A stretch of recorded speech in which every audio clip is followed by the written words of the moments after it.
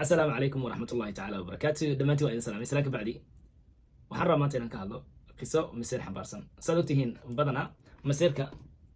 dadkeena dhexdeeda waxaa laga yaabaa in qofka biyo lagu gubo ama dab lagu gubo masiirkan xoogaa waa ka yar duwan yahay maalimaha ka mid a maalin sabtay ay ahayd galbaha markaad maqribka soo dhow yahay ayaa laba ilmo oo kolley askarta waceen marka laba ilmo markaan leeyahay waxay u wacayaan waalidkooda waxa ay dhibaatada ka dhex dhacay tahay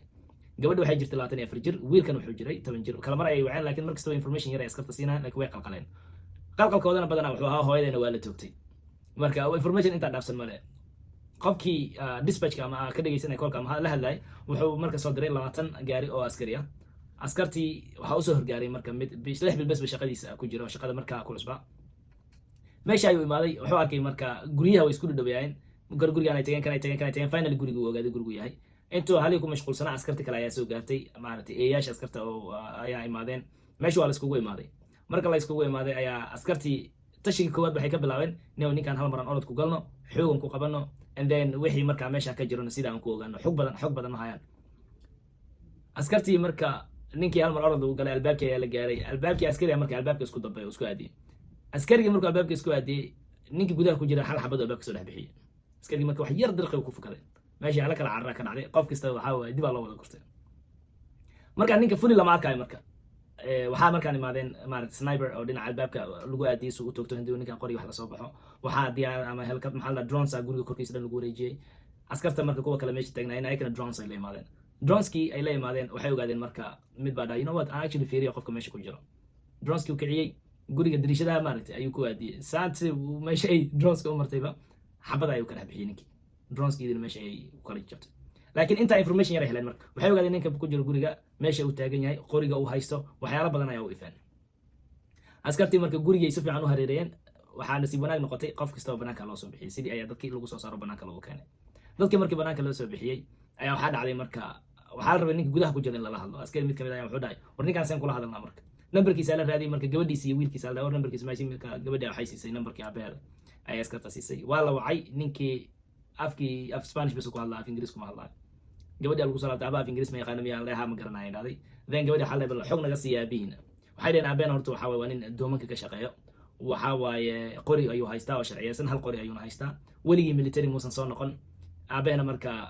hooyaden waa saadilay oo marka soo maamada ku dilaalay gabadha marka xogaa faafahin daarsi gashay xayrada hooyadii waxay ii sheegtay aabeenu ka shakisan yahay masirsan yahay inay qof la sheekaysato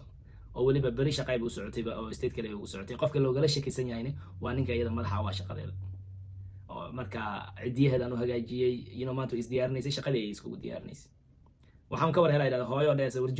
jooji iyo markaan kor u orday oo qolkooda aadane oo maamadii xabada ku dhacanayaan arkay u dhahday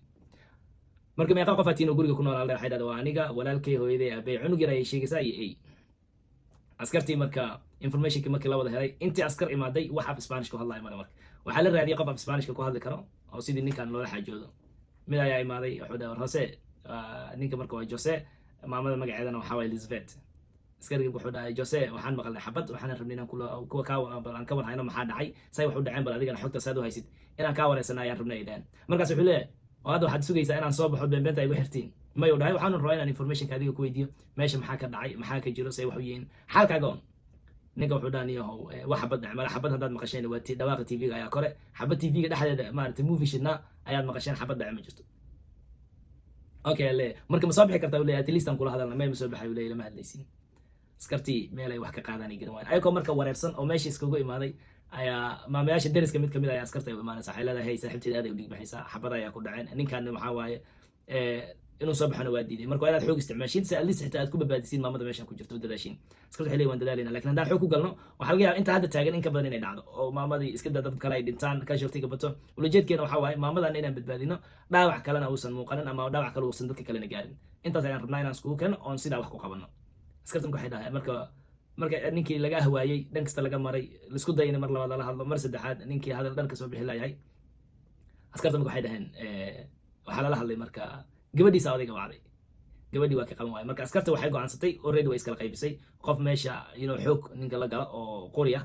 qof afka caadi kula hadla qof gacan haday noqoto la gala oo meeshii awood la isticmaala this point oo hadale marka dhibkan waxay ku dhawday marka 2 saac ku dhawaad ayaa la is hortaagan yahay maamadii kalena gudaha ku jirta ilmaha hooyadooda way dhiig buuxsaa markaas ayaa ilaahay markii wiilkiisii 10 jirka ahaa ayaa aabihii wacay aabaha wiilkiisu ka qabtay marka cabaar isla hadleen askarta ma ogaan ilaa hadda marka wixii aabaha iyo wiilkii ka dhex maray ama waxay iskula hadleen laakiin waxay un ka wareeleen odaygii oo ay ka soo wacay leeyahay waan isdhiibaya oo qaladkii waa ay qabanaysiin askarta waxay oo misdhiibaysa haa u dhahay marka maxaan sameeyaa waxay dhaheen marka albaabka banaanka ka soo bax gacmaha kor u hay dhaqdhaqaaqa muujinin sii jeeso intii instructionkii waa loo sheegay marka instructionkii wada raacay odaygii dhab ayaa lasii waa la qabtay gaariga lagu tuuray askarta inta kale marka waxay ku cararay gudaha si at least maamadii looga war doono waxaa loo tagay marka maamadii oo gudaha dhex taalo mayd ah oo korkeedana maaragtay 5 xabad ayuu ku dhuftay maamada musqusha dhexdeeda ayuuna ku dilay marka askartii ninkii waa la kaxeeyey waxaa loo kaxeeyey marka meesha maaragtay xabsiga oo su-aalada la iska weydiin lahaa meesha ayaa lageyey marka waxaa la warniyo noo warran bal maamadu waa dishay haa waan dilay marka maxaa dhacay la ku dishay wuxuu dhahay maamadan way qayaanteen iyada waxaa waaye waan isla joognaa ba ninkay u shaqayso ayaa xiriir qarsooni la leedahay marka waxaa lagu weydiiyey sayd ku ogaatay wuxuu dhahay gaarigeeda ayaa waxaan dhex gashtay wax ii duubaya hadduu hadalla iyo wax meesha ka dhacaya basically bahal yar oo box yar ayuu gaariga dhexdiisa gashtay si uu hadalla iyo wax hadduu jiro u duubo si qarsoodi ah waxaanan marka ka dhex maqla u dhahay ayada iyo ninka supervisorka waa booska ayaan codkiisa ka dhex maqla u dhahay meesha sidaa awgeed waxaan go'aansaday u dhahay marka inay ii qayaantay anigana xal sidaan ayaan u arkay askarta marka ninkan adiga waa la xiray hadda maxkamadiisu sugaya marka ninkii hoose ahaa waxaa lagu xukumay first degree murder oo wuxuu sugayaa maxkamadiisa waxaana marka dembiga lagu soo ogaa waxay tahay dil oo la kacay inuu xaaskiisa dilay waxaa kale oo haddana isagana qortiisa saaran waxaa waaye inuu halis geliyey nafta askartii meesha imaaday marka hadda waxaa waaye maxkamadiisii sidaas ayuu ku sugayaa halkan waxaa ku eg kayskii Jose iyo Elizabeth intaan ka kulmi doono mar kale waxaan idin rajeynayaa khayr badan assalaamu calaykum waraxmatullaahi wabarakaatu